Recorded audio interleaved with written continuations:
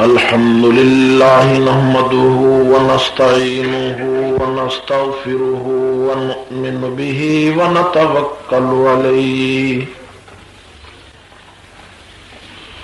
ونعوذ بالله من شرور أنفسنا ومن سيئات أعمالنا من يهده الله فلا مضل له ومن يضلله فلا هادي له ونشهد أن لا إله إلا الله وحده لا شريك له ولا نذير له ولا وزير له ولا مشير له ولا معين له وصل على سيد الرسل وخاتم الأنبياء المبعوث إلى كافة للناس بشيرا ونذيرا وداعيا إلى الله بإذنه وسراجا منيرا وقال الله تبارك وتعالى في كلامه المجيد والفرقانه الحميد إذ أخرجه الذين كفروا ثاني اثنين إذ هما في الغار إذ يقول لصاحبه لا تحزن إن الله معنا وقال في موضع آخر الذي جاء بالصدق وصدق به وقال في موضع آخر وما لأحد عنده من نعمة تجزى إلا ابتغاء وجه ربه الأعلى وقال النبي صلى الله عليه وسلم مروا أبا بكر فليصلي بالناس وقال النبي صلى الله عليه وسلم أنا مدينة العلم وأبو بكر أساسها صدق الله ورسوله النبي الكريم ونحن على ذلك لمن الشاهدين والشاكرين والحمد لله رب العالمين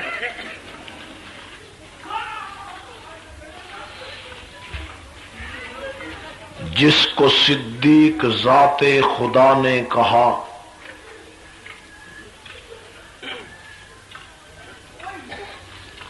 جس کو صدیق ذات خدا نے کہا اور صدیق ہی مصطفیٰ نے کہا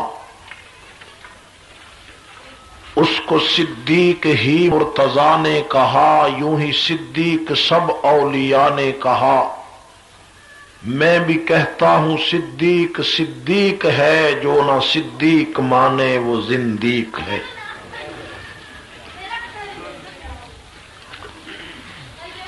میرے واجب الاحترام قابل صد احترام علماء کرام طالب علم بھائیوں نوجوان ساتھیوں اور انجمن سپاہ صحابہ کے کارکنوں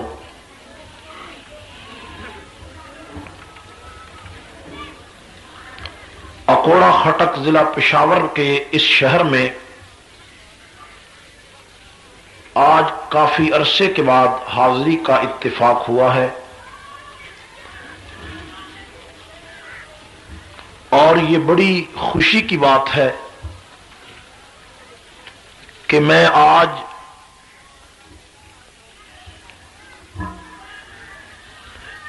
امام عدل و صداقت حضرت سیدنا صدیق اکبر رضی اللہ تعالی عنہ کے فضائل و مناقب پر منعقد ہونے والے اس عظیم الشان جلسے میں شریک ہو رہا ہوں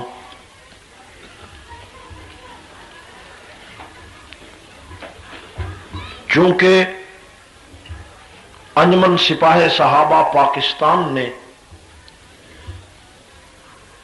یہ اعلان کر رکھا ہے کہ 9 فروری سے لے کر 19 فروری تک، یعنی 20 جمادی الثانی سے لے کر 30 جمادی الثانی تک پورے ملک میں انجمن سپاہ صحابہ عشرہ صدیق اکبر کا اہتمام کر رہی ہے۔ اس پروگرام کے تحت آج عشرہ صدیق اکبر کے دنوں میں سے ایک دن ہے جس کے باعث آپ حضرات دور دراز کا سفر کر کے اور اپنا قیمتی وقت نکال کر تشریف لائے۔ کتنے افسوس کی بات ہے اور کتنے دکھ کی بات ہے کہ محرم کا مہینہ شروع ہوتا ہے، حالانکہ یکم محرم حضرت عمر فاروق کا یوم شہادت ہے، لیکن محرم کا مہینہ شروع ہوتا ہے، ریڈیو بھی حضرت حسین کی شہادت بیان کرتا ہے، ٹیلی ویژن بھی حضرت حسین کا تذکرہ کرتے ہیں، اخبارات کے ایڈیشن بھی حضرت حسین پر چھپتے ہیں، اور یوں معلوم ہوتا ہے کہ جیسے سارا پاکستان شیعہ ہو چکا ہے۔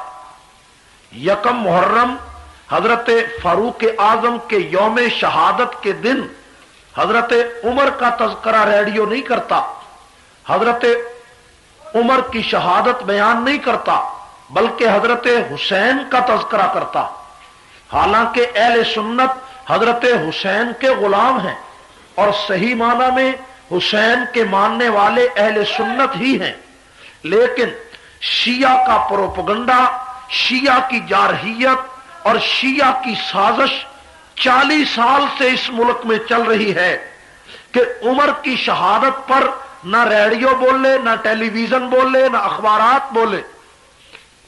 اور دوسری طرف دیکھیے کہ آج حضرت ابو بکر صدیق رضی اللہ تعالی عنہ کے یوم وفات کو تقریباً 7واں دن ہے، 22 جمادی الثانی صدیق اکبر کا یوم وفات تھا اور آج 29 جمادی الثانی ہے۔ دیکھیے، چاہیے یہ تھا کہ اسلام کے پہلے خلیفہ کی عظمت کو آشکار کرنے کے لیے، اس انسان کے کارناموں کو دنیا کے سامنے روشن کرنے کے لیے جس نے اسلام کی ڈوبتی ہوئی کشتی کو سہارا دیا، جس نے اسلام کی عظمت کو 4 چاند لگائے، جس نے مسیلمہ کذاب کا مقابلہ کر کے رسول اللہ کی ختم نبوت پر پہرا دیا، جس نے منکرین زکوٰۃ کا خاتمہ کر کے زکوٰۃ کے اسلامی رکن کی حفاظت کی، جس نے یمامہ کی جنگ میں قرآن کے 1000 قاری شہید کرا کے رسول اللہ کی ختم نبوت کی ناموس کی حفاظت کی، اور جس نے شام کی جنگ میں اسامہ کے لشکر میں غیر مسلموں کو شکست دے کر اسلام کی عظمت کو درخشاں کیا، جس نے رسول اللہ کے مسلح کو رونق بخشی، جس نے اسلام کے عظمت کو 4 چاند لگائے، جس کی خلافت میں مزدوروں کو حق ملا، کسانوں کو حق ملا، محنت کشوں کو حق ملا، جو رسول اللہ کی مسنت کا وارث ہوا، نبی کے مسلح کا وارث ہوا، پیغمبر کے صحابہ کو جس نے سہارا دیا، وہ صدیق آج تیرے اسلامی ملک میں اتنا لوارث ہو چکا ہے کہ 22 جمادی الثانی اس کے یوم وفات پر نہ ٹیلی ویژن بولے، نہ ریڈیو بولے، نہ اخبارات بولے، نہ مولوی بولے، نہ پیر بولے، نہ چودھری بولے، نہ ذاکر بولے، نہ مدرس بولے، نہ معلم بولے، انجمن سپاہ صحابہ اسی صدیق کا ترانہ گھر گھر میں گا گانے کے لیے، اس کا نغمہ سرانے کے لیے یونیورسٹیوں میں، کالجوں میں، سکولوں میں صدیق کی عظمت کا پریرا لہرانے کے لیے سر پہ کفن باندھ کے میدان میں آ چکی ہے۔ اب ریڈیو بھی صدیق کا ترانہ گانے پر مجبور ہوگا، اخبار بھی مجبور ہوگا۔ ہم ان کے گھٹنے ٹیک دیں گے۔ اس ملک میں یا صدیق کی عظمت بلند ہوگی یا عمر کا ترانہ بلند ہوگا۔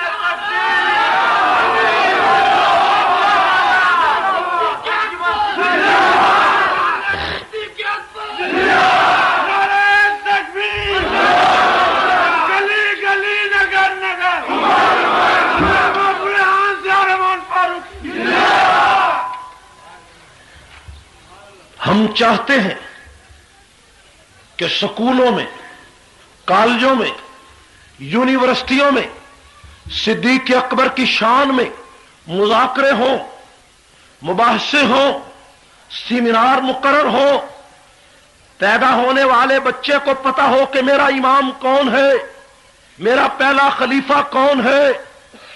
ہر نوجوان کو، ہر مولوی کو، ہر پیر کو اپنے خلیفہ کے یوم وفات کا پتہ ہو، تاکہ ان دنوں میں وہ اپنے خلیفہ اول کے کارنامے بیان کر سکے۔ ٹھیک ہے؟ یہ انجمن سپاہ صحابہ کا پروگرام ٹھیک ہے؟ پاکستان کی تاریخ میں پہلی مرتبہ انجمن سپاہ صحابہ نے خلفائے راشدین کے ایام ہائے وفات پر اشرحائے خلفائے راشدین کے اہتمام کا اعلان کیا، تاکہ گلی گلی، کوچے کوچے میں خلفائے راشدین کی کہانیاں نشر ہوں، نوجوانوں کو ان کے کارناموں سے خبر ہو۔ ٹھیک ہے؟ یہ پروگرام آپ کو پسند ہے؟ انجمن سپاہ صحابہ کوئی تقریب کاروں کی جماعت نہیں۔ پاکستان میں تقریب کار کھلے عام پھر رہے ہیں، پاکستان میں دھماکہ کرنے والے کھلے عام پھر رہے ہیں، بدماشوں کو کھلی چھٹی، عیاشوں کو کھلی چھٹی، دھماکہ کرنے والوں کو کھلی چھٹی، ڈاکوؤں کو کھلی چھٹی، لٹیروں کو کھلی چھٹی۔ کنجروں کا داخلہ کسی شہر میں بند نہیں، بدماشوں کا داخلہ کسی شہر میں بند نہیں، لٹیروں کا داخلہ کسی شہر میں بند نہیں، اور گانا گانے والوں والی کنجریوں کا داخلہ کسی شہر میں بند نہیں۔ ہمارا داخلہ بند ہے، حق نواز کا داخلہ بند ہے، ضلعوں میں بند ہے، صوبوں میں داخلہ بند ہے، لیکن سپاہ صحابہ اب ان داخلہ بندیوں کو توڑ کر، ان زبان بندیوں کو توڑ کر ہر گھر میں ابو بکر کا پیغام پہنچائے گی، ہر گھر میں صحابہ کا مشن پہنچائے گی، اور اس سے دنیا کی کوئی طاقت ہمیں روک نہیں سکتی۔ ٹھیک ہے؟ کوئی طاقت روک سکتی؟ یہ ملک اسلام کے لیے بنا، یہ ملک کسی حکمران کے باپ کی جگیر نہیں ہے، یہ اسلام کے لیے ملک ہے، اور پاکستان کا سنی اس ملک کا وارث ہے۔ ٹھیک ہے نا بھائی؟ یہ خمینی کے چیلوں کے لیے ملک بنا، یہ ایران کے گماشتوں کے لیے بنا، یہ متے کی اولاد کے لیے ملک بنا، یہ ملک اہل سنت کے حقوق کے تحفظ کے لیے بنا۔ ٹھیک ہے نا بھائی؟ تہران کی 14 لاکھ کی آبادی میں وہاں کوئی سنیوں کی مسجد نہیں ہے۔ 14 لاکھ آبادی میں 2.5 لاکھ سنی ہیں، 2.5 لاکھ تہران کے سنیوں کے لیے کوئی مسجد نہیں بن سکتی، اور یہاں 3% شیعہ ہے۔ ہر گلی میں امام باڑہ بنانا چاہتا ہے، ہر گلی میں اپنا دلدل نکالنا چاہتا ہے، ہر گلی میں اپنا جھنڈا لگانا چاہتا ہے، تاکہ لوگوں کو بتائے کہ یہ ملک شیعہ کا ملک ہے۔ سپاہ صحابہ طاقت کے ذریعے خمینیت کو کچلنا جانتی ہے۔ سپاہ صحابہ اس ایسے افکار کے فروغ کے لیے دنیا کی کسی طاقت سے گھبرانے والی جماعت نہیں ہے۔ ٹھیک ہے میرے دوستو، آج کے جلسے کا عنوان ہے حضرت سیدنا صدیق اکبر سب کو رضی اللہ تعالی۔ ایک بات میں آپ سے پوچھتا ہوں، اسلام کے پہلے خلیفہ کی کہانی آپ نے علماء کی زبانی سنی، لیکن بہت ساری ایسی باتیں ہیں کہ جن کا عام طور پر پتہ ہی نہیں. مثلا میں آپ سے یہ پوچھوں کہ ابو بکر کا نام کیا تھا، آپ کو کوئی پتہ نہیں. میں آپ سے یہ پوچھوں کہ ابو بکر صدیق کے والد کا نام کیا تھا، کوئی پتہ نہیں. ابو قحافہ نام نہیں ہے، بات میری یاد رکھیں. ابو بکر کا نام کیا ہے، کوئی پتہ نہیں. ابو بکر کے والد کا نام کیا ہے، کوئی پتہ نہیں. ابو بکر کی والدہ کا نام کیا ہے، کوئی پتہ نہیں. ابو بکر کی اولاد کا نام کیا ہے، کوئی پتہ نہیں. آج کے بچے کو پوچھو نیلام گھر کس تاریخ کو لگتا ہے، طارق عزیز کا ڈرامہ کس تاریخ کو آتا ہے، اور 50-50 کی کہانی کب ہوتی ہے. اور جناب یہ ٹی وی کے ڈرامے سب بچوں کو پتا ہے. عالمی ڈائجسٹ سرانے پڑا ہے، جاسوسی ڈائجسٹ ہر بچے کے سرانے پڑا ہے، سسپنس ڈائجسٹ پڑا ہے. اخبار جہاں کی عورتوں والی کہانیاں ہر نوجوان کے مد نظر ہیں. لیکن نہیں پتا تو صدیق کا نہیں پتا، نہیں پتا تو ابو بکر کے کارناموں کا نہیں پتا، نہیں پتا تو خلافت راشدہ کا نہیں پتا. یہ کتنا افسوس ہے، کتنی پریشانی ہے، کتنا المیہ ہے. ہم چاہتے ہیں کہ گھر گھر میں ابو بکر عمر کا تعارف کرایا جائے.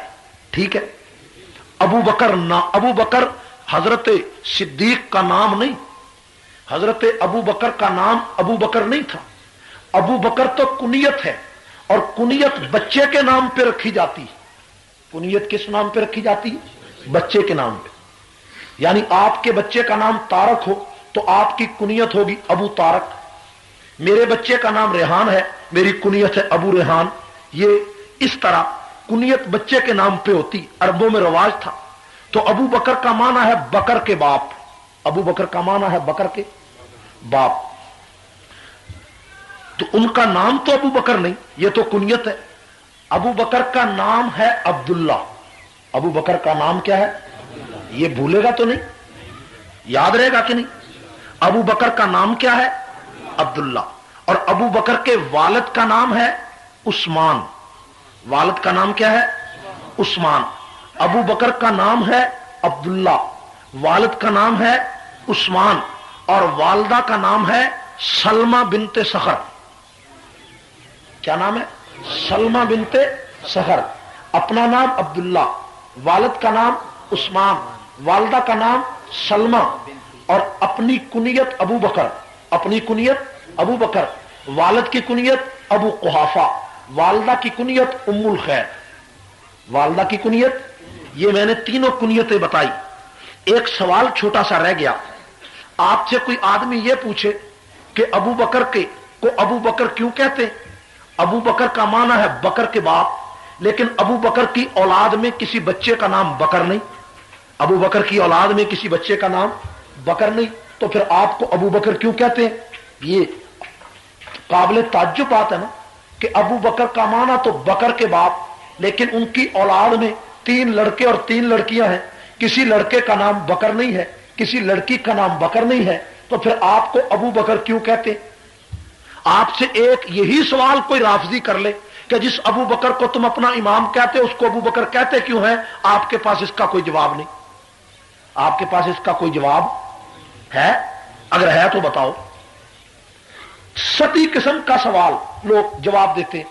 یہ بکر کا معنی پیش ہونا، ابو بکر کا معنی اسلام میں جو پیش ہوا. اور ابو بکر تو آپ کو اسلام لانے سے پہلے کہتے تھے، پہلے بھی کہتے تھے، تو پیش ہونے کا مطلب کہاں گیا؟ یہ ستی بات ہے، یہ بڑی ہلکی سی بات ہے. ابو بکر کا نام، پہلا نام تھا عبد الکعبہ. ابو بکر کا پہلا نام تھا، کیا نام تھا؟ عبد الکعبہ. عبد الکعبہ کا معنی ہے کعبے کا بندہ.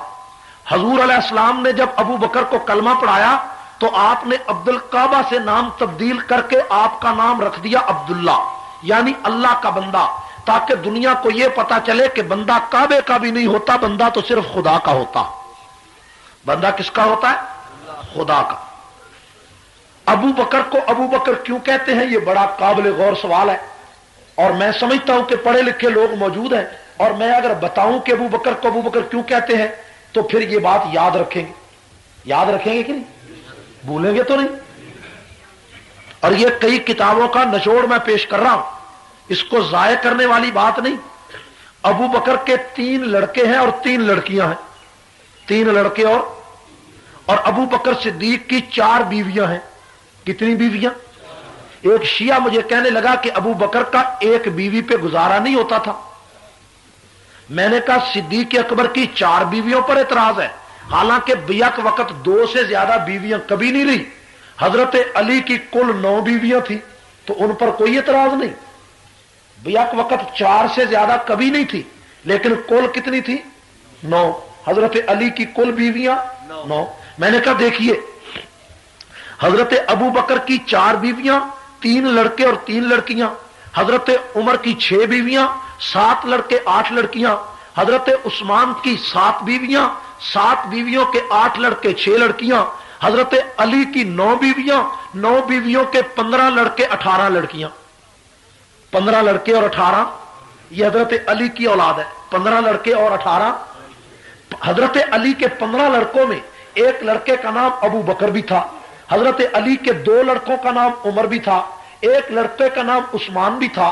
ایک لڑکے کا نام زید، ایک کا نام یحییٰ، ایک کا نام محسن، ایک کا نام حسین، ایک کا نام حسن، ایک کا نام عبداللہ، ایک کا نام بلال، ایک کا نام عبد الرحمان، ایک کا نام عبد الرحمان الاکبر، ایک کا نام عبد الرحمان الاصغر. یہ حضرت علی کے لڑکوں کا نام ہے. اور دیکھیے حضرت علی کی ایک لڑکی کا نام عائشہ، ایک کا نام حفصہ، ایک کا نام میمونہ، ایک کا نام حبیبہ، ایک کا نام ام سلمہ، ایک کا نام زینب، ایک کا نام رقیہ، ایک کا نام ام کلثوم. یہ حضرت علی کی لڑکیاں. یہ حضرت علی کی ایک لڑکی کا نام مخبہ، ایک کا نام لیلا. یہ سب حضرت علی کی لڑکیاں. توجہ کریں، میں آپ کو جو بتانا چاہتا ہوں بات، شیعہ یہ کہتے ہیں کہ حضرت علی کا حق نعوذ باللہ، حضرت علی کا حق نعوذ باللہ حضرت ابو بکر نے چھین لیا، اور اس کے بعد پھر عمر نے چھین لیا، اور اس کے بعد پھر حضرت عثمان نے چھین لیا. خلافت حق علی کا تھا، ان تینوں نے چھین لیا. اور ان تینوں میں آپس میں یہ تینوں ابو بکر علی کے نعوذ باللہ دشمن تھے اور علی ان کے دشمن تھے. شیعہ یہ کہتے. میں سوال کرتا ہوں کہ ابو بکر جب خلیفہ بن گئے، اس کے 1.5 سال بعد جو بچہ ان کے گھر میں پیدا ہوا تو اس کا نام انہوں نے ابو بکر رکھا. عمر جب خلیفہ بنے، وہ اس وقت جب بچہ پیدا ہوا اس کا نام انہوں نے عمر رکھا. عثمان غنی جب خلیفہ بنے تو جب اس وقت بچہ پیدا ہوا اس کا نام عثمان رکھا. سوال پیدا ہوتا ہے، اگر ابو بکر دشمن تھے علی کے تو انہوں نے بچے کا نام ابو بکر کے نام پہ کیوں رکھا؟ عمر کے نام پر بچے کا نام علی نے کیوں رکھا؟ عثمان کے نام پر بچے کا نام کیوں رکھا؟ دشمن کے ناموں پر بھی کوئی بچوں کا نام رکھتا ہے. کوئی آپ کا دشمن ہو، آپ کا مخالف ہو، آپ اپنے پیارے بچے کا نام مخالف کے نام پر رکھ سکتے ہیں جس سے آپ کو نفرت ہو؟ تو ایک شیعہ کہنے لگا کہ علی نے اپنے دشمن کے ناموں پہ بچوں کا نام اس لیے رکھا تاکہ دشمن ہر وقت سامنے رہے. تاکہ دشمن ہر وقت، کتنی کچی بات کہی، تاکہ دشمن ہر وقت سامنے رہے. تو میں نے کہا پھر تم اس طرح کرو، اپنے کسی بیٹے کا نام شمر رکھو، اپنے کسی بیٹے کا نام شمر رکھو، کسی کا نام یزید رکھو، کسی کا نام ابن زیاد رکھو، تاکہ تمہارے دشمن ہر وقت تمہارے سامنے رہے اور صبح سے لے کر شام تک ان کی پٹائی بھی کرتے رہو دشمنوں کی. یہ جہالت والی بات ہے. کہو یہ جہالت والی. کوئی آپس میں اختلاف نہیں تھا. شیعہ اختلاف کی بات کرتا ہے، اہل سنت اتحاد کی بات کرتا. ٹھیک ہے، ایک سوال ہے، میں آگے چلتا ہوں. سوال یہ ہے کہ یزید کے ہاتھ پر حضرت حسین نے بیعت نہیں کی. یزید کے ہاتھ پر حضرت حسین نے بیعت کیوں؟ یزید کو غلط سمجھا. یزید کو حضرت حسین نے یزید کو غلط سمجھا. یزید کے ہاتھ پر نبی کے نواسے نے بیعت نہیں کی. کیوں؟ کہ یزید غلط تھا. یزید یعنی جو آدمی غلط ہو، بیٹا علی کا اتنا بہادر ہے کہ اس کے ہاتھ پر بیعت نہیں کرتا، اس کا مقابلہ کرتا ہے. میں دنیا رفت سے پوچھتا ہوں کہ حضرت حسین تو جس کو غلط سمجھے اس کے ہاتھ پر بیعت نہ کرے، اس کا مقابلہ کرے. علی اگر ابو بکر کو غلط سمجھتے تھے تو علی نے ان کے ہاتھ پر بیعت کیوں کی؟ 2 سال ان کے پیچھے نمازیں کیوں پڑھی؟ 2 سال ان کے وزیر کیوں رہے؟ 2 سال ان کو خلیفہ کیوں مانا؟ عمر فاروق کو 10 سال علی نے خلیفہ کیوں مانا؟ اگر نفرت تھی بیعت کیوں کی؟ حسین نے تو یزید کے ہاتھ پر بیعت نہیں کی کہ وہ غلط تھا۔ اگر عمر غلط تھا علی نے عمر فاروق کو 10 سال امام کیوں مانا؟ 10 سال خلیفہ کیوں مانا؟ 10 سال عمر کے پیچھے علی نے نمازیں کیوں پڑھی؟ اگر عثمان غنی غلط تھے تو 12 سال حضرت علی نے ان کے پیچھے نمازیں کیوں پڑھی؟ 12 سال ان کو خلیفہ کیوں مانا؟ 12 سال ان کو امام کیوں مانا؟ امیر معاویہ غلط تھے تو حضرت حسین نے ان کے ہاتھ پر بیعت کیوں کی؟ 19 سال تک ان کی خلافت میں ان کے مقتدی اور رعایا بن کر کیوں رہے؟ یزید کا مقابلہ کرنے کے لیے اگر حسین میدان میں آ سکتا ہے، اگر معاویہ غلط تھے اس وقت حسین میدان میں کیوں نہیں آئے؟ اگر ابو بکر غلط تھے علی میدان میں کیوں نہیں آئے؟ عمر غلط تھے تو علی میدان میں کیوں نہیں آئے؟ عثمان غلط تھے علی میدان میں کیوں نہیں آئے؟ شیعہ اس علی کو مانتا ہے جو نعوذ باللہ بزدل تھا علی ابو بکر کو، وہ علی ابو بکر کو دل سے برا بھی سمجھتا رہا، اوپر سے نمازیں بھی پڑھتا رہا، عمر کو غلط بھی سمجھتا رہا، اوپر سے پیچھے نمازیں بھی پڑھتا رہا، عثمان کو غلط بھی سمجھتے رہے علی اور پیچھے نمازیں بھی پڑھتے رہے، اور معاویہ کو حسین غلط بھی سمجھتا رہا، پیچھے نمازیں بھی پڑھتا رہا۔ شیعہ اس علی کو مانتا ہے جو بزدل ہے، بہادر نہیں ہے۔ اہل سنت اس شیر یزدہ کو مانتا ہے جو بہادر ہے، تکیے باز نہیں ہے۔ اہل سنت کا علی شیر یزدہ ہے، چوتھا خلیفہ ہے، صدیق کا وزیر ہے، عمر کا وزیر ہے، عثمان کا وزیر ہے، فاتح خیبر ہے، پیغمبر کا داماد ہے۔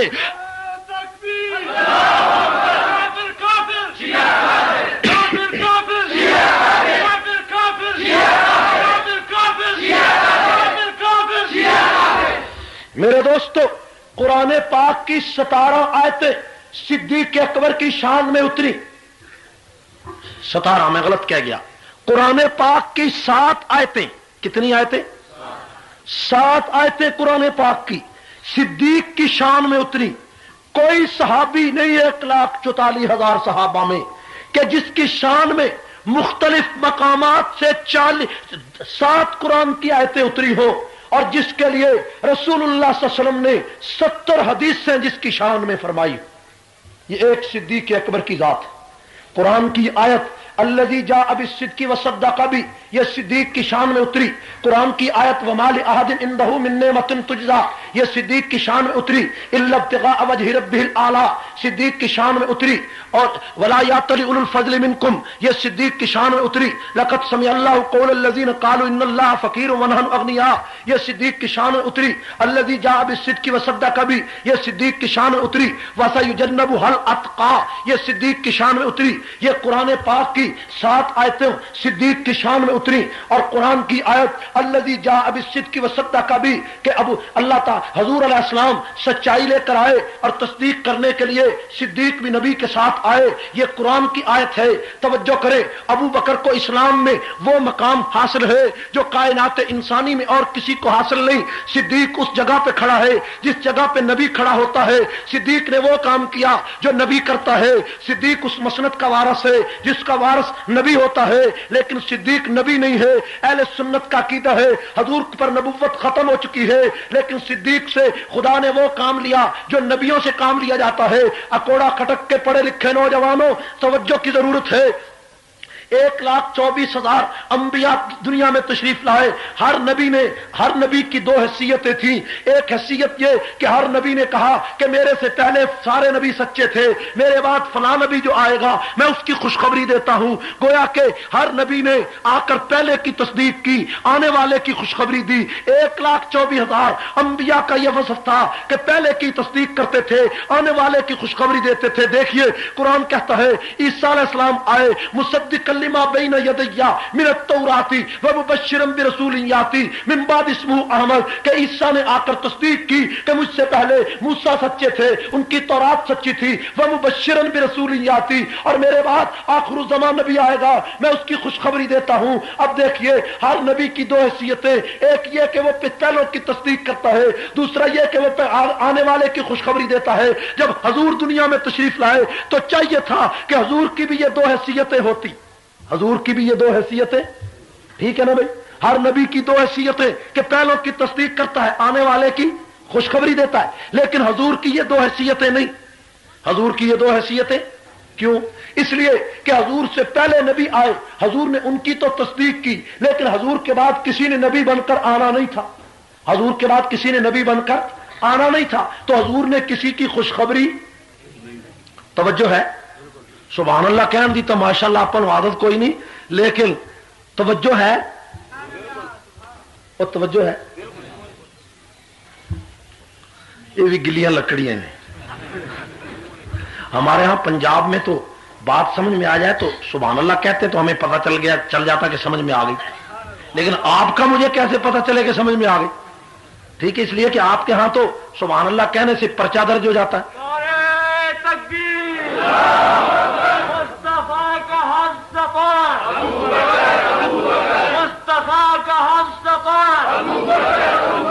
گلی گلی نگر نگر، گلی گلی نگر نگر، جامع القرآن، جامع القرآن، چمن چمن گلی گلی، چمن چمن گلی گلی۔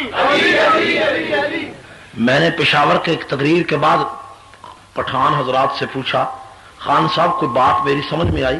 نعرے بڑے لگاتے تھے، تو کہنے لگے سمجھ ومجھ کچھ نہیں آتا تھا، تمہارا جوش کرتا تھا، ہمارا نعرہ لگاتا تھا۔ بات ٹھیک ہے نا؟ سمجھ ومجھ کچھ نہیں آتا تھا، تمہارا جوش کرتا تھا، ہمارا۔ ابھی بھی وہی بات تو نہیں ہو رہی؟ یہ رواج پرانے زمانے کا تھا کہ مولوی صاحب تقریر کرتے تھے آنکھیں بند کر کے، اور لوگ آہستہ آہستہ سارے اٹھ جاتے تھے، مولوی صاحب کو پتہ ہی نہیں چلتا تھا۔ وہ پرانا زمانہ تھا۔ ایک مولوی صاحب تقریر کر رہے ہیں آنکھیں بند کر کے، مسجد بھری ہوئی ہے، 2 گھنٹے کے بعد آنکھیں کھولی تو مسجد میں آدمی کوئی نہیں تھا۔ سامنے ایک بابا جی بیٹھے تھے، مولوی صاحب نے کہا بابا تیرے علاوہ یہاں عاشق کوئی نہیں۔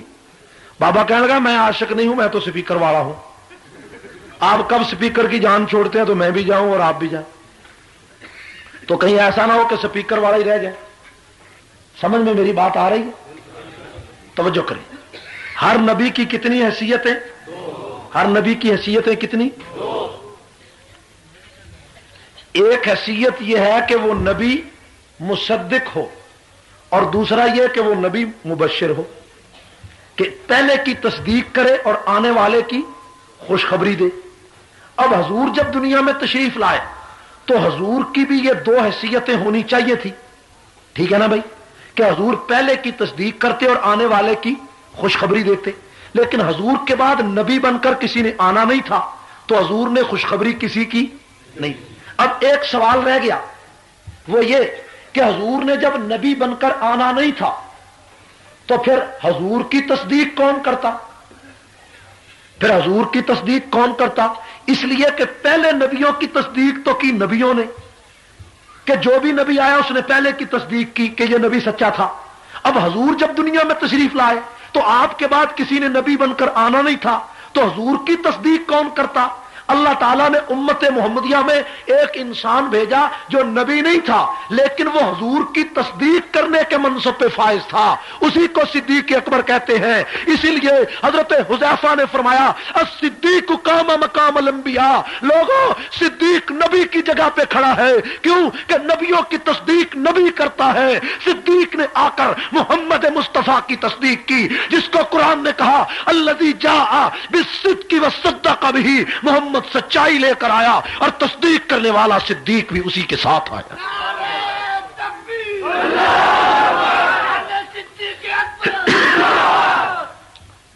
صدیق کا عشق نبی کے ساتھ اتنا گہرا تھا کہ اس کی مثال کائنات میں کوئی پیش نہیں کر سکتا، کائنات میں کوئی پیش۔ ایک شیعہ مجھے کہنے لگا فاروقی صاحب ابو بکر کو جتنا مرضی مقام دو، لیکن ہجرت کی رات بستر تو ملا علی کو، ہجرت کی رات بستر تو ملا علی کو۔ میں نے کہا پھر کیا ہوا؟ کہنے لگا کہ جس کو بستر ملے، جس کو اثاثہ ملے، جس کو گھر کا سامان ملے، جس کو پیغمبر گھر کا وارث بنا جائے کہ پیچھے تو وارث ہے، تو اس کا مطلب ہے کہ وہی خلافت کا وارث ہے۔ میں نے کہا کہ علی کو تو ملا بستر، اور تم کہتے ہو یہ پہلا خلیفہ، تو اس کا مرتبہ کیا ہوگا جس کو بستر والا ملے؟ نہیں میری بات سمجھے کہ علی کو ملا بستر، کہو علی کو ملا بستر، تو وہ کہتے ہو پہلا خلیفہ، تو جس کو بستر والا ملے وہ کون سا خلیفہ؟ علی کو ملا بستر اور صدیق کو ملا بستر والا، نہیں، علی کو ملا بستر اور صدیق غار میں خود نبی کا بستر بن گیا۔ صدیق کی گود میں نبی کا سر تھا، اب جب صدیق کی گود میں نبی کا سر آیا اور صدیق نبوت کے سر کو گود میں لے کر بیٹھا تھا، تو اب مجھے بتاؤ کہ علی کو کیا ملا، صدیق کو کیا ملا؟ بات سمجھ میں آ رہی ہے کہ اب بتاؤ کہ علی کو کیا ملا اور صدیق کو کیا ملا؟ توجہ کریں ذرا، آپ کی توجہ ہو رہی ہے بات سمجھنے کی طرف، ٹھیک ہے؟ اس لیے میں اگلی بات بھی عرض کرتا ہوں۔ ہجرت کی رات حضور نے فرمایا علی یہ میرا بستر ہے، یہ میرا، اس بستر پہ سو جاؤ۔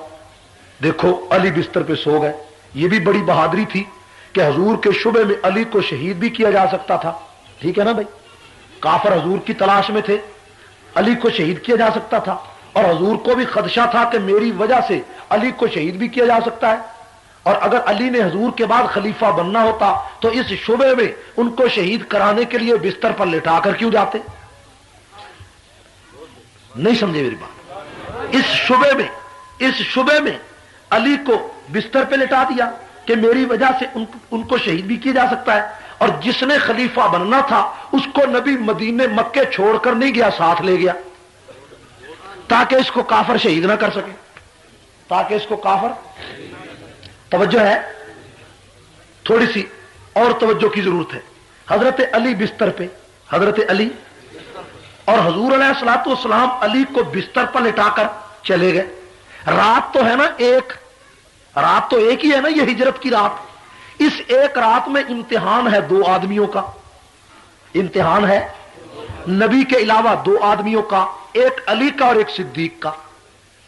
ایک بستر پہ سویا رہا اور ایک جاگتا رہا، ایک بستر کے مزے لوٹتا رہا اور ایک پہاڑوں پہ چڑھائی چڑھتا رہا، ایک بستر پہ سوتا رہا اور دوسرا چٹانوں پہ چڑھتا رہا، اور ایک بستر پہ نیند کے مزے لوٹتا رہا اور ایک اسی رات میں غار کے اندر نبوت کے مزے لوٹتا رہا۔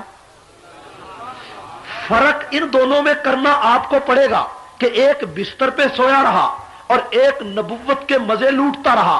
رات ایک ہے، کہو رات۔ علی بستر پہ سو گئے، ہم اب علی سے پوچھتے ہیں، شیر خدا سے، آؤ سارے مل کر پوچھے شیر خدا سے کہ شیر خدا آپ اس رات سو گئے، آپ کو نبی کا کوئی فکر نہیں تھا؟ 19 سردار تلواریں لے کر ارد گرد کھڑے تھے اور آپ چپ کر کے بستر پہ سو گئے۔ آپ کو کم از کم یہ تو خیال ہونا چاہیے تھا کہ 19 سردار کہیں نبی کو شہید نہ کر ڈالیں اور آپ نبی کے ساتھ چلے جاتے۔ علی پیغمبر نے جہاں پہنچنا تھا وہاں نبی کو چھوڑ کر واپس آ جاتے، پھر سو جاتے، اور تم اکیلے ہی نبی کو تم نے چھوڑ دیا اور آپ اکیلے بستر پہ سو گئے۔ یہ آپ کے عشق کے خلاف ہے کہ آپ نے نبی کو اکیلا ہی چھوڑ دیا اور نبی کو تلواروں کے حوالے کر دیا اور خود بستر پہ سو گئے۔ شیر خدا نے فرمایا کہ حکم نبی کا تھا، حکم نبی کا تھا، میں حکم نبی پہ کو میں نے نبی کے حکم پر سر خم تسلیم کر دیا۔ نبی کا حکم تھا سو جاؤ، میں سو گیا، اور مجھے نیند اس لیے آئی کہ بستر نبی کا تھا، جتنی نیند آج کی رات آئی زندگی میں کبھی آئی نہیں۔ بستر نبی کا تھا، کہو بستر نبی کا تھا۔ لیکن اس کے باوجود ہم ہاتھ جوڑتے ہیں کہ شیر خدا تم بڑے بہادر ہو، بڑے فاتح خیبر ہو، شیر یزداں کا تمہیں لقب ملا، لیکن آپ نبی کو اکیلے چھوڑ گئے، بستر پہ سو گئے۔ اللہ تعالیٰ نے مشیت سے، اللہ کی مشیت میں یہ بات تھی اور فضائے ملکوت نے یہ فیصلہ کر دیا تھا کہ آج کی رات علی نبی کے بستر پہ سوئے گا اور نبی اکیلا ہی تلواروں کے نیچے سے گزرے گا۔ اس لیے اللہ عالم الغیب تھا، خدا کو پتا تھا اگر آج ہجرت کی رات علی نبی کے ساتھ جاتا اور تلواروں کے نیچے سے جب نبی گزرے علی بھی ساتھ ہوتا تو پاکستان کا ملنگ یہ کہتا علی نبی کا مشکل کشا تھا، جس علی نے نبی کو تلواروں سے بچا دیا تھا، اس لیے خدا نے فرمایا اے پیغمبر علی کو بستر پہ لٹا دے اور تو اکیلا گزر جا، تاکہ مشکل کشائی کا فیصلہ بھی آج کی رات ہو جائے کہ مشکل کشا نہ علی ہے نہ نبی ہے، مشکل کشا وہ خدا ہے جو علی کو بستر پہ لٹا کے بچاتا ہے اور نبی کو تلواروں کے نیچے سے بچاتا ہے۔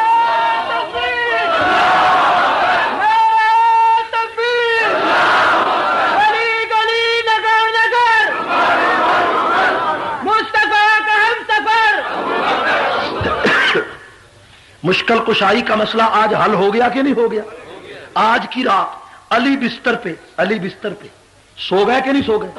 اور ابو بکر نہیں سوئے۔ دونوں برابر ہو سکتے ہیں کہ ایک سو جائے اور ایک نہ سوئے، ایک آرام کرے اور دوسرا پتھروں پہ چڑھے، ایک آرام کرے دوسرا غار میں اترے، ایک آرام کرے دوسرا جاگ کر نبوت کا پہرا دے۔ دونوں برابر ہو سکتے ہیں؟ بولو تو صحیح۔ اب ہمیں ایک سوال رہ گیا، شیر خدا سے پوچھتے ہیں کہ چلو آپ بستر پہ لیٹ گئے، لیکن آپ کو یہ تو چاہیے تھا نا کہ نبی کا فکر کرتے، نبی کا کہ بھی میرا نبی اکیلا پتہ نہیں کہاں گیا ہوگا، آپ بے فکری سے سو گئے۔ شیر خدا نے فرمایا کہ امانتیں لوگوں کی نبی نے مجھے دی تھی، فرمایا تھا اے علی یہ لوگوں کی امانتیں ہیں، یہ لوگوں کی امانتیں ہیں، ان کی حفاظت کرنا۔ شیر خدا نے فرمایا کہ جو کام میرے ذمہ تھا وہ تھی امانتوں کی حفاظت، اور امانتیں تھی لوگوں کی، امانتیں تھی لوگوں کی۔ اور اکوڑا کے دوستو آپ کو کسی نے آج تک یہ نہیں بتایا ہوگا کہ وہ چیزیں کون کون سی تھی، بتایا کسی نے کہ جو علی کے پاس امانتیں تھی وہ کون کون سی چیزیں تھی؟ میں چاہتا ہوں کہ آج آپ کو وہ بھی بتاؤں کہ چیزیں کون کون سی تھی۔ ٹھیک ہے، توجہ ہے۔ ایک ستو کا توڑا تھا، ستو کی چھوٹی بوری کو کہتے ہیں توڑا، ایک ستو کا توڑا تھا، ایک جو کی بوری تھی، کچھ چاندی کے برتن تھے، تھوڑا آدھا تولا سونا تھا، کچھ برتن تھے، کچھ زیورات تھے بنے ہوئے۔ حضور نے فرمایا تھا علی یہ سارا سامان لوگوں کا ہے، صبح کو تو نے لوگوں کو واپس دینا ہے۔ علی نے فرمایا کہ یہ جو امانتیں نبی نے مجھے پکڑائی تھیں یہ تھوڑی سی امانتیں تھیں، پیسے ان کے زیادہ نہیں تھے، مہنگائی ان کی نہیں تھی، امانتیں بڑی سستی تھیں۔ جب امانت سستی ہو آدمی کو فکر نہیں ہوتا، جب امانت سستی ہو آدمی کو فکر نہیں ہوتا۔ توجہ ہے۔ میں یہاں کوڑا میں آؤں، یہاں کے اس مسجد کے خطیب صاحب سے کہوں کہ یہ 1 لاکھ روپیہ ہے، آپ امانت کے طور پہ رکھ لیں، میں کل کو واپس لے لوں گا۔ مولوی صاحب بڑے حیران ہوں گے، اتنی بڑی رقم میں نے گھر میں کبھی نہیں رکھی، لیکن میرے اشرار پر امانت گھر لے جائیں گے، پیٹی کھول کر اس میں امانت رکھیں گے، اوپر برتن اوپر کپڑے، پھر تالا لگائیں گے، پھر اس کے بعد کمرہ بند کر دیں گے۔ اس کے بعد بھی نہ ان کو نیند آئے گی نہ بیوی کو نیند آئے گی۔ کیوں کہ امانت مہنگی، کہو امانت مہنگی۔ امانت سستی ہو ان کو نیند آ جائے، امانت مہنگی ہو نیند نہ آئے، یہی مسئلہ ہے۔ فیصلہ آج کی رات نے کر دیا۔ علی سے پوچھا کہ تجھے نیند کیوں آئی؟ فرمایا جو امانتیں میرے پاس تھی وہ امانتیں بڑی سستی تھی، بے غیر معمولی چیزیں تھیں، اس لیے میں بے فکر ہو کے سو گیا۔ صدیق سے پوچھا تو جاگا کیوں؟ صدیق نے کہا جو امانت میری گود میں تھی عرش اور فرش میں اس کی قیمت کوئی نہیں تھی، جو امانت میری گود میں تھی اس کی قیمت عرش ایک طرف فرش ایک طرف۔ علی سویا کیوں، صدیق جاگا کیوں؟ فلسفہ پتہ چل گیا۔ جو وفا ابو بکر نے نبی کے ساتھ کی، خدا کی قسم کھا کے کہتا ہوں کہ وہ وفا نبی کے ساتھ صدیق وہ جبریل بھی نہیں کر سکا، جبریل بھی کر سکا؟ جبریل نے وہ وفا نبی کے ساتھ کی جو صدیق نے کی۔ یاری 2 قسم کی ہوتی، یاری کتنے قسم پہ ہوتی ہے؟ دوستی 2 قسم پہ ہوتی، ایک دوستی توڑ کی، ایک دوستی توڑ، جانتے توڑ، اخیر، انتہا، اور ایک یاری توڑ کی اور ایک یاری موڑ کی۔ نہیں سمجھے؟ خان حضرات میری بات پتہ نہیں سمجھتے ہیں یا نہیں؟ ایک یاری توڑ کی اور ایک یاری موڑ کی، بس۔ دریا کو کوزے میں نے بند کر دیا، ایک یاری توڑ کی اور ایک یاری موڑ کی۔ اس حضور کی زندگی میں 2 راتیں آئیں، ایک ہجرت کی رات اور ایک معراج کی رات۔ دونوں راتوں میں نبی کے 2 دوست بنے۔ نبی کے ایک رات میں فرشتوں کا سردار نبی کا ساتھی تھا جبریل معراج میں، اور ایک رات میں انسانوں کے نبیوں کے بعد انسانوں کا سردار صدیق نبی کا دوست تھا۔ دونوں نے نبی سے دوستی نبھائی، دونوں نے نبی سے۔ لیکن جبریل نے آسمانوں پہ جا کر کہہ دیا، اگر منہ یکسر برتر پرم فروغ تجلا بسوزت پرم، ایک پر بھی اوپر اڑتا ہوں اللہ کی تجلی میرے پروں کو جلا دیتی ہے۔ دیکھو حضور نے فرمایا چدر دوستی مخلصم یافتی انانم سے صحبت چرات آفتی، تو میرا مخلص دوست ہے، تو مجھے یہاں چھوڑ کر جاتا ہے۔ تو جبریل نے کہا میرے پر جل جائیں گے۔ عطا اللہ شاہ بخاری فرماتے کہ اس جگہ پہ ابو بکر نبی کے ساتھ ہوتا، اس کے پر نہیں جسم بھی جل جاتا، نبی کا ساتھ کبھی نہ چھوڑتا۔ لیکن جبریل نے کہا کہ میرے پر جل جائیں گے، جبریل نے کہا جبریل وہی رہ گیا۔ جبریل توجہ کریں۔ اور ایک فلسفہ یہ بھی ہے کہ ہجرت کا واقعہ بعد میں پیش آیا، معراج کا واقعہ پہلے پیش آیا۔ اللہ معراج کی رات کی دوستی دنیا کو دکھانا چاہتا تھا کہ لوگوں ایک یہ دوستی ہے اور ایک وہ دوستی ہے، ایک یہ سفر ہے، ایک وہ سفر ہے، یہ عرش کا سفر ہے، وہ فرش کا سفر ہے، یہ آسمانوں کا سفر ہے، وہ مدینے کا سفر ہے، ایک یہ موڑ کی دوستی ہے، یہ توڑ کی دوستی ہے۔ جبریل نے موڑ پہ جا کر کہہ دیا کہ اوپر میں نہیں آپ کے ساتھ جا سکتا، لیکن صدیق کو دیکھو، صدیق کہاں تک نبی کے ساتھ پہنچا۔